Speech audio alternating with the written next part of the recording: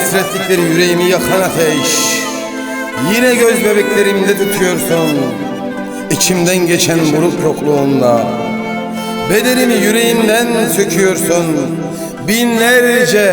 Binlerce kelimeler altında ezilirken ben bir nefes gibi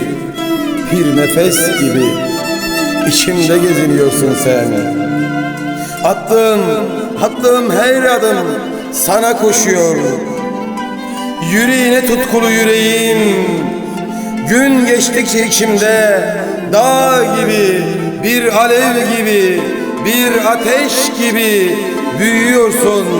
Büyüdükçe büyüyorsun. Çektiğim her nefeste bana can veriyorsun. Batan günün ardından yeniden doğuyorsun. Nefes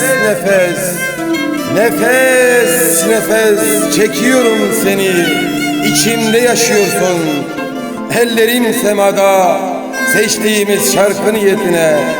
Ömrümden çalıp ömrüme veriyorsun. Ömrüme can, ömrüme sen, ömrüme aşk, ömrüme gözlerin katıyorsun.